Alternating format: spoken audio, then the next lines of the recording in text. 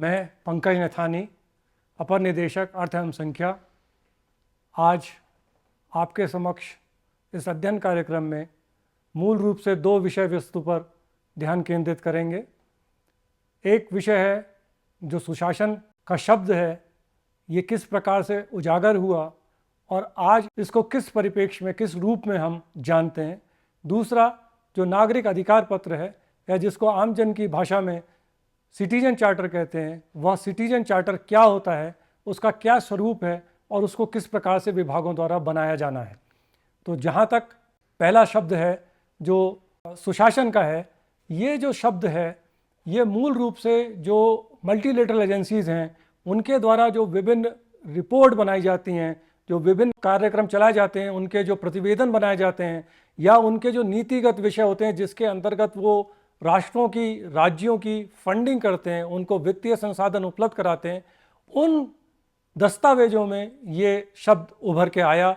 और ये पिछली शताब्दी के 90 के दशक में मूल रूप से ये हुआ है, जब आर्थिक सुधार के कार्यक्रम चले हैं, जिस समय लिबरलाइजेशन, प्राइवेटाइजेशन, ग्लोबलाइजेशन चला।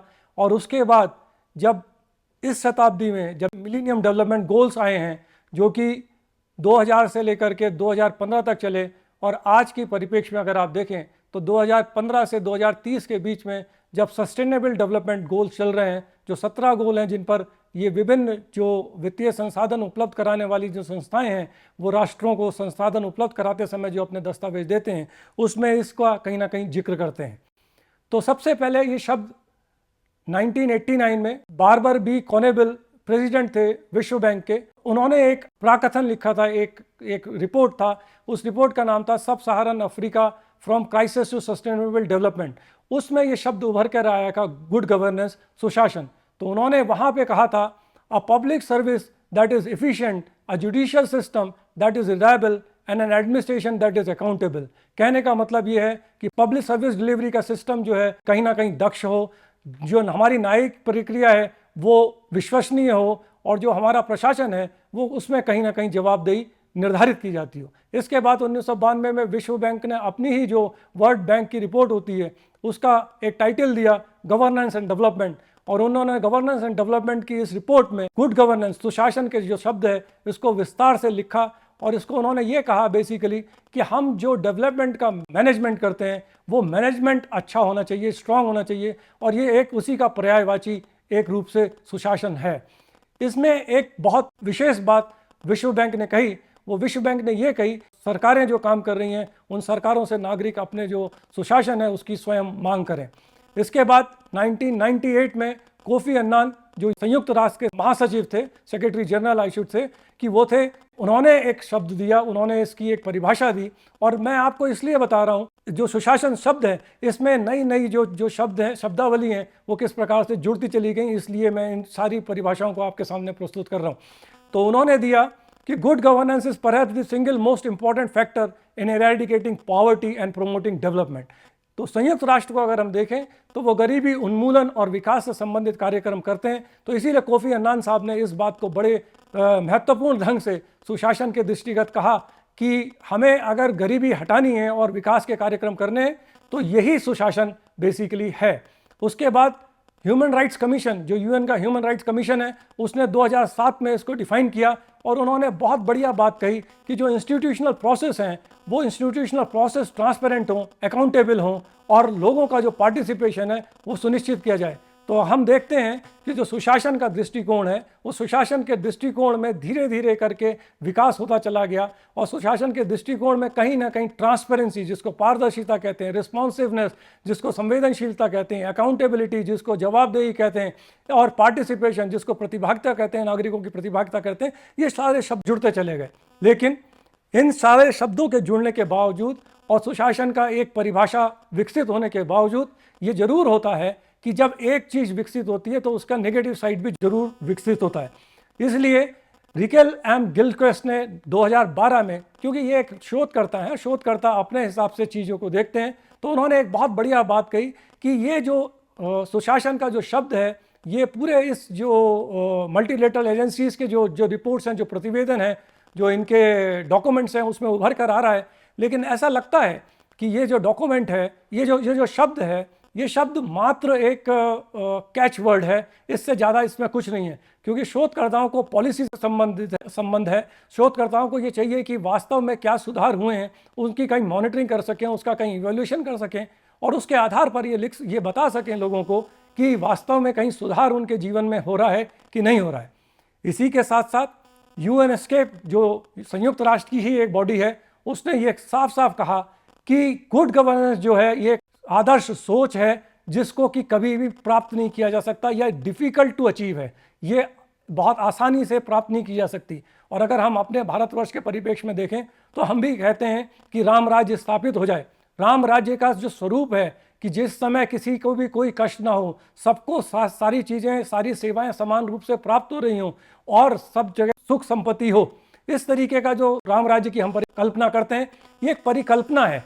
वास्तविक रूप से क्या ऐसा हो सकेगा, ये संभव नहीं है। लेकिन यूएनएस्केप ने एक बहुत बढ़िया बात अपने इस डॉक्यूमेंट में कही और उन्होंने ये कहा कि actions must be taken to work towards this ideal with the aim of making it a reality. उन्होंने ये कहा कि ये आइडियल है, ये एक आदर्श स्थिति होगी, लेकिन ये आदर्श स्थिति वास्तव में होगी कि नहीं होगी और बन सकेगी नहीं बन सकेगी, ये अलग बात है। लेकिन हमें ये प्रयास जरूर करना चाहिए कि हम आदर्श स्थिति को बनाने के लिए प्रयासरत रहें। तो इसका मतलब ये हुआ कि आदर्श स्थिति ना भी आए तब भी हमें ये प्रयास करना है कि नागरिकों के जीवन में कहीं ना कहीं सरलता से उनको सेवाएं प्राप्त हो सकें, इसका प्रयास करना है।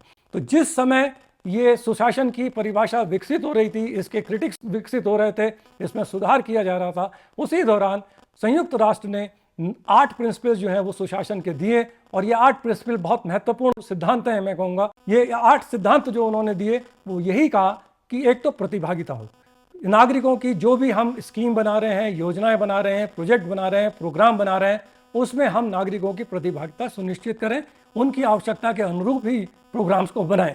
दूसरा, जो कॉन्सेंसस ओरिएंटेड है, कॉन्सेंसस जरूर किया जाए। जब हम वृद्ध जनता को कहीं लाभान्वित करना चाह रहे हैं या मान लीजिए हम कोई एक डैम बनाना चाह रहे हैं, तो हम डैम से जितने भी क्षेत्र के लोग प्रभावित होंगे उन सबके बीच में बैठ करके कहीं पे कंसेंसस कराएं, एक ये विचार करा लें कि हाँ लोग उसको चाहते हैं, उससे लाभ देख रहे हैं कि नहीं देख रहे हैं और क्या वो सरकार से अपेक्षा करेंगे कि उनको किस प्रकार से विस्थापित किया जाए या रिहेबिलिटेट किया जाए। इसी तरीके से अकाउंटेबिलिटी, जो जवाबदेही है, जो हमारा सरकारी तंत्र है जो सेवा प्रदान करने के लिए प्रतिबद्ध है, जिसका पूरा सिस्टम संबद्ध रहता है, जिससे उसकी कहीं ना कहीं जवाबदेही सुनिश्चित की जाए। उसके बाद एक जो हम कार्यक्रम कर रहे हैं, जिस भी प्रकार के हम कार्यक्रम कर रहे हैं, उसमें पारदर्शिता होनी चाहिए। मतलब हमें ऐसा नहीं है कि नागरिकों से छुपा करके कोई हम दस्तावेज बना लें, उनके संज्ञान में ना लाएं, जो हमारी सिविल सोसाइटी है उसके संज्ञान में ना लाएं, सरकारी पत्रावलियों में उनको संभाल के रखें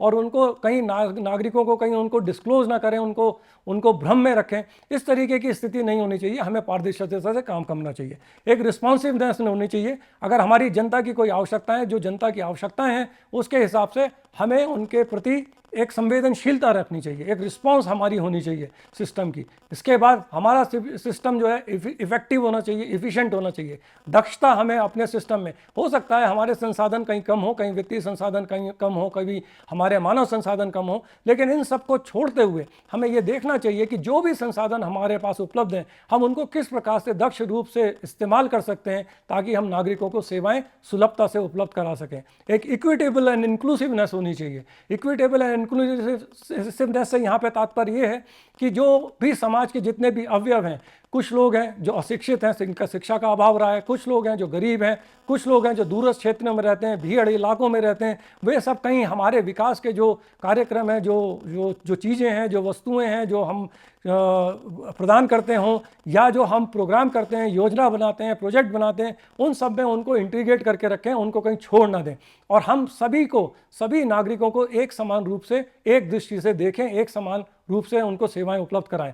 और follow the rule of law, impartiality, वही जो मैंने अभी बात कही उसी को मैं रिपीट करूंगा कि इम्पार्शलिटी होनी चाहिए और हमें सारे नागरिकों को एक समान रूप से देखना चाहिए। ये नहीं कि जो हमारा भाई है, भतीजा है, हमारा रिश्तेदार है, हमारा पड़ोसी है, नाती है, मित्र है या हमारा कोई और जानने वाला है उसके लिए हम उन्हीं नियम की दूसरी व्याख्या कर रहे हैं, और जो एक अज्ञान व्यक्ति जिसे हम नहीं जानते, जो दूरस्थ इलाके से कहीं से आया है, उसको हम दूसरे तरीके से उसके लिए नियमों की व्याख्या कर रहे हैं। ये जो व्यवस्था होगी ये बहुत गलत व्यवस्था होगी। इस सबके लिए यूएन ने ये सुशासन का जो मत है उसके 8 सिद्धांत जो हैं वो हमारे सम्मुख रखें। इन 8 सिद्धांत जिस दौरान, जैसे मैंने आपको बताया कि पिछली शताब्दी के 90 के दशक में ये 8 सिद्धांत विकसित हो रहे थे और सुशासन की परिभाषा विकसित हो रही थी, उसी दौरान यूके की गवर्नमेंट में एक नया दृष्टिकोण लागू किया जा रहा था। और वो दृष्टिकोण कुछ नहीं था, वो बेसिकली यही था कि ये देखा गया कि जो योजनाएं बन रही हैं वो योजनाएं टॉप डाउन अप्रोच से बन रही हैं। सरकार बना रही है और इम्प्लीमेंट कर रही है, नागरिकों को उसकी आवश्यकता है कि नहीं है इस पर कहीं ध्यान नहीं दिया जा रहा है। तो जॉन मेजर की गवर्नमेंट थी, कंजर्वेटिव पार्टी की, 1991 में उन्होंने एक नया कॉन्सेप्ट दिया, पुटिंग पीपल फर्स्ट, कि सबसे पहले हम नागरिकों को अपने ध्यान और केंद्र बिंदु में रखें और उनकी आवश्यकता के अनुरूप कि हम अपनी जो योजनाएं हैं उनका निर्माण करें। तो ये एक कॉन्सेप्ट आया जिस कॉन्सेप्ट को नाम दिया गया सिटीजन चार्टर, नागरिक अधिकार पत्र। तो नागरिक जो चाहते हैं उनके जो अधिकार हैं उनसे हम क्या अपेक्षा करते हैं और उनको क्या अधिकार हैं, उनको क्या सेवाएं हम देंगे, उन सबको कहीं समावेश इस दस्तावेज में किया जाए। जैसे कि आज हम हिंदुस्तान में भी देखते हैं, अगर हम किसी बिजनेस एंटिटी में जाते हैं, किसी दुकान में जाते हैं, तो हम पाएंगे वहाँ पे लिखा है कि ग्राहक ही ईश्वर है, ग्राहक की सेवा ही हमारा परम धर्म है। इस प्रकार के जो चीज़ें लिखी होती हैं वही चीज़ें हैं जो इस सरकारी तंत्र में भी हमने देखा कि यूके की गवर्नमेंट ने 1991 से वो लानी शुरू करी। और उन्होंने कहा जो सिटीजन है उसको हमें कस्टमर, एक ग्राहक के रूप में देखना है, वो हमारा एक ग्राहक है और हम एक सेवा प्रदाता तंत्र के रूप में अपने को देखें। एक जिस तरीके से एक बिजनेसमैन है उसके रूप में देखें कि हमारा ग्राहक कभी हमसे नाराज ना हो, वो बार बार हमारी दुकान से ही सामान का क्रय करने आए, हमसे ही सेवा प्राप्त करने आए और हम उसमें सफल हो सके। इसीलिए जो आइज ऑफ द यूज़र है उसके हिसाब से सेवा प्रदाता को कार्य करना चाहिए। यूके में जो डिपार्टमेंट्स थे उन्होंने एक पूरी सूची बनाई इस नागरिक अधिकार पत्र के अंतर्गत। उसमें यह था कि वो क्या कमिटमेंट है, उनका क्या कमिटमेंट रहेगा अपनी सेवाओं के संबंध में, वो किस मानक की सेवाएं नागरिकों को प्रदान करेंगे, और अगर वो नागरिकों को वो कमिटमेंट और वो उस प्रकार से सेवाएं प्रदान करने में विफल होते हैं तो नागरिकों के लिए एक शिकायत निवारण का क्या तंत्र उनके द्वारा विकसित किया जाएगा। तो इस सब का समावेश करते हुए उन्होंने नागरिक अधिकार पत्र बनाए। मूल रूप से 6 इसमें सिद्धांत भी उन्होंने एक विकसित करे। 6 सिद्धांत में एक तो यह था क्वालिटी, जैसे कि मैंने अभी पहले भी बोल दिया कि हम एक गुणवत्तापूर्ण सेवाएं नागरिकों को दें। दूसरा चॉइसेस, जो विभिन्न चॉइसेस हैं उन चॉइसेस को उपलब्ध कराएं, मतलब अलग अलग समूहों की अलग अलग चॉइसेस हो सकती है। अगर एक एग्जाम्पल के रूप में मैं आपके सामने रखना चाहूं तो मैं आपको ये कहूँगा कि पहले BSNL होता था, बाद में चल के हमने उसकी एक नई परिभाषा बना दी, जरूर भाई साहब नहीं लगता, लेकिन वो भाई साहब नहीं लगता को अगर आप छोड़ दीजिए तो BSNL होता था। लेकिन BSNL के बाद जब C. आया और C. के आने के बाद आज की डेट में अगर आप देखेंगे जब कम्युनिकेशन सैटेलाइट लॉन्चिंग हो गई है तो दुनिया भर के जो सर्विस प्रोवाइडर वो हैं, आइडिया है, वोडाफोन है और 20 इस तरीके के सर्विस प्रोवाइडर भी हमारे क्षेत्र में हैं। तो संचार में जो है पूरी क्रांति आ चुकी है। तो इस तरीके से चॉइसेस भी कहीं विकसित की जाएं, स्टैंडर्ड्स हो, मानक हो, वैल्यूज़ हो, जो पैसा टैक्स पेयर का है उस पैसे के हिसाब से जो वो दे रहा है उसके हिसाब से हम उसको उस मूल्य के हिसाब से हम उसको सेवाएं प्रदान कर सकें। उसके साथ जो ऑर्गेनाइजेशन है उसकी कहीं इंटीग्रिटी रहे, उसमें ट्रांसपेरेंसी रहे, जो रूल्स हैं, प्रोसीजर्स हैं, स्कीम्स हैं, ग्रीवांस सिस्टम की, उसमें पारदर्शिता रहे। तो इस प्रकार के 6 सिद्धांत जो हैं, एक क्रिएटिविटी, इनोवेटिवनेस आप कह सकते हैं, ये भी कहीं ना कहीं हमारे सिस्टम में होनी चाहिए। इस प्रकार के 6 सिद्धांत जो हैं वो विकसित हुए। ये कॉन्सेप्ट जो कि यूनाइटेड किंगडम में 1991 में विकसित हुआ, इस कॉन्सेप्ट के जैसे ही विकसित हुआ तो ये बहुत सारे यूरोपियन कंट्रीज़ ने और यूरोप के बाहर भी कई कंट्रीज़ ने इसको एकदम से अख्तियार कर लिया। 1992 में बेल्जियम, फ्रांस, स्पेन ने इसको अख्तियार कर लिया। हो सकता है कि उनके नागरिक अधिकार पत्र को दूसरे नाम से पुकारा गया हो, कहीं जैसे फ्रांस में उसको सर्विस चार्टर बोला गया, इस तरीके से। लेकिन 1992 में उन्होंने किया, 1993 में मलेशिया पुर्तगाल ने किया, 1994 में जमैका ने किया, 1995 में कनाडा ने किया, 1996 में OECD कंट्रीज़, जो जितनी भी OECD कंट्रीज़ हैं उन्होंने किया, और 1997 में जिस समय ऑस्ट्रेलिया ने किया सर्विस चार्टर के नाम से, उसी समय भारतवर्ष ने भी सिटीजन चार्टर के नाम से ही इसको अख्तियार कर लिया। मैं आपको यहाँ पे एक चीज़ और बोलना चाहूँगा कि सुशासन का एक दृष्टिकोण विकसित हो रहा था। नागरिक अधिकार पत्र का एक दृष्टिकोण विकसित हो रहा था। ये सरकारी तंत्र में हो रहा था, लेकिन जब बिजनेस एंटिटी की बात करते हैं, कॉर्पोरेट सेक्टर की बात करते हैं, तो वहाँ पे भी जो प्रोसेसेस होती हैं, जो चाहे आप प्रोडक्शन की प्रोसेस कर लीजिए, मार्केटिंग प्रोसेस कर लीजिए, जिस भी किसी चीज़ की प्रोसेस कर लीजिए, वहाँ पे भी कुछ चीज़ें विकसित हो रही थी। और ये क्यों विकसित हो रही थी और उनका किस प्रकार से उपयोग सरकार ने किया, वो आगे मैं आपको उसमें कहीं विचार करेंगे हम उस पर। तो उस समय जो चीज़ें जब डेवलप हो रही थी, वो स्ट्रेटेजिकल क्वालिटी कंट्रोल एक चीज़ थी, एक TQM थी, टोटल क्वालिटी मैनेजमेंट थी, जिस टोटल क्वालिटी मैनेजमेंट को बाद में पब्लिक सर्विस डिलीवरी सिस्टम में भी लाया गया। तो इस तरीके की चीज़ें विकसित होती रहीं। जैसे मैंने कुछ कंट्रीज़ का अभी नाम लिया, कुछ राष्ट्रों का मैंने अभी नाम लिया कि उन्होंने सिटीजन चार्टर विभिन्न रूप में अपने स्तर पे बनाए हैं। तो उसमें मैं कुछ सारे देशों का तो नहीं, लेकिन कुछ देशों में हम अपना ध्यान थोड़ा सा केंद्रित करते हैं। मलेशिया ने जो सिटीजन चार्टर बनाया, उन्होंने सिटीजन चार्टर, गवर्नमेंट ने गाइडलाइंस इश्यूज़ करी और उसके हिसाब से सारे विभागों ने वो सिटीजन चार्टर को लागू किया। एक कमिटमेंट था कि हम नागरिकों को किस स्टैंडर्ड की सर्विस देंगे। और गवर्नमेंट ने एक बड़ी अच्छी बात मलेशिया में ये करी थी कि जो अच्छे सिटीजन चार्टर होंगे और अच्छी तरीके से इंप्लीमेंट किए जाएंगे, लागू किए जाएंगे और नागरिकों को सेवाएं प्रदान करने में सरलता हो रही होगी और नागरिक उसकी तारीफ करेंगे, तो ऐसे सिटीजन चार्टर्स को कहीं ना कहीं उनको पुरस्कृत भी किया जाएगा। तो ये एक बहुत अच्छी बात मलेशिया में प्रारंभ हुई। इसमें हर विभाग की डिस्ट्रिक्ट यूनिट और जो भी छोटी इकाई थी, सारे यूनिट के हर इकाईवार सिटीजन चार्टर बनाए गए।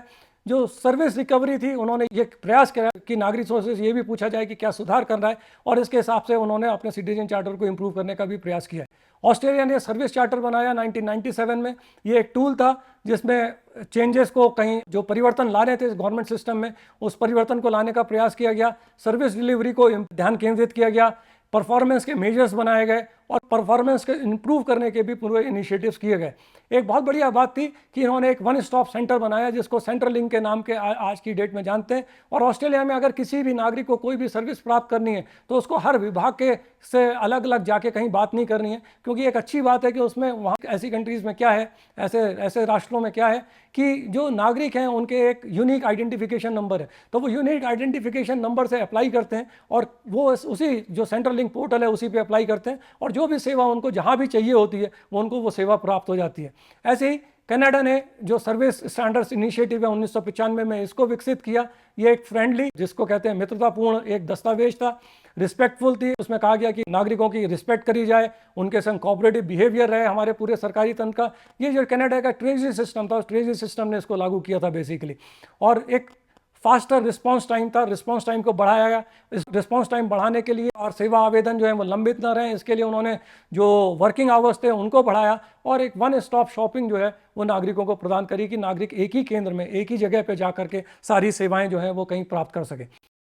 इसके बाद यूनाइटेड किंगडम खासतौर से जिसमें ये विकसित ही हुआ था 1991 से 1998 के बीच में, जो नागरिक अधिकार पत्र पे जो काम हुआ था, तो उन्होंने कुछ टूल्स डेवलप हुए। टूल्स ऐसे डेवलप हुए, जैसे मैंने आपको बताया था कि जो हमारा कॉर्पोरेट सेक्टर था, जो बिजनेस एंटिटीज़ थी, उसमें स्ट्रेटेजिकल क्वालिटी कंट्रोल SQC और TQM डेवलप हो रहा था। तो उन्हीं टूल्स को इस्तेमाल करते हुए कुछ NGOs ने, कुछ जो परफॉर्मेंस इवेल्युएटर्स होते हैं, ऐसी कंपनीज ने कुछ टूल्स डेवलप करे कि हम जो नागरिक अधिकार पत्र बनाए जा रहे हैं उनको हम एनालाइज करें, और उनको एनालाइज करके लोगों को ये बता सकें कि साहब ये नागरिक अधिकार पत्र अच्छे हैं कि नहीं हैं, और उनका कहीं ना कहीं उनको एक सर्टिफिकेट वगैरह प्राप्त करा सकें, जिससे कि उस ऑर्गेनाइजेशन की साख बन सके कि वो अच्छे प्रकार से नागरिकों को सेवा देता है और उनकी समस्याओं का समाधान करता है।